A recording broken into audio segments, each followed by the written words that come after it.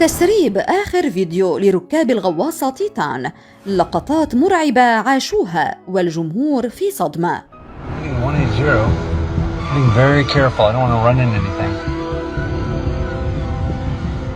انشغل العالم بأسره في الأيام القليلة الماضية بغواصة تيتان الاستكشافية التي كان على متنها 5 أفراد.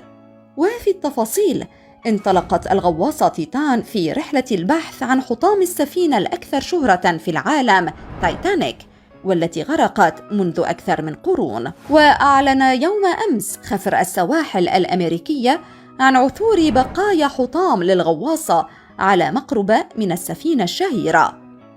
وضجت مواقع التواصل الاجتماعي بالخبر الأليم، وانتشرت فيديوهات مسربة للحظات الأخيرة التي عاشها الركاب وهم على متن الغواصة.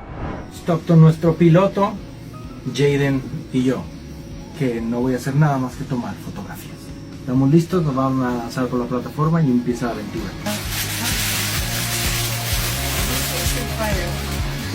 وكان على متن الغواصة ملياردير بريطاني ورجل أعمال باكستاني بارز، ونجله وغواص فرنسي لديه عقود من الخبرة، بالإضافة إلى الرئيس التنفيذي للشركة المشغلة للغواصة أوشن جيت.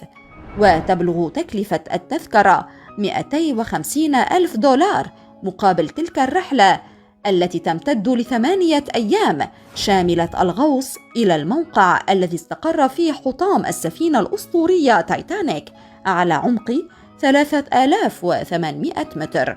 وكانت قد حظيت هذه الحادثة باهتمام عدد كبير من قنوات الإعلام والتلفزيونات العالمية والدول المهيمنة على العالم، الأمر الذي دفع بعدد من رواد مواقع التواصل الاجتماعي بانتقاد ما يجري، باعتبار أن هناك الآلاف يموتون سنوياً بسبب الهجرة غير الشرعية، أم يموتون من الفقر والجوع، ولم يحرك الإعلام العالمي ساكناً، فيما سلطوا الضوء على هذه الحادثة لأنهم رجال أعمال وأصحاب نفوذ.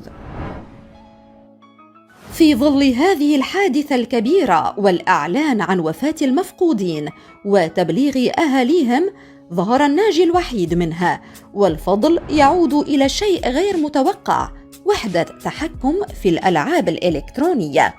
إذ انسحب البريطاني كريس براون، أحد أعضاء فريق بريت الذي سجل في رحلة غواصة تايتانيك المفقودة، بعد أن دفع مقدما التسجيل في الرحلة، وكان أقرب لمرافقة صديقه هاميش هاردينج في المغامرة.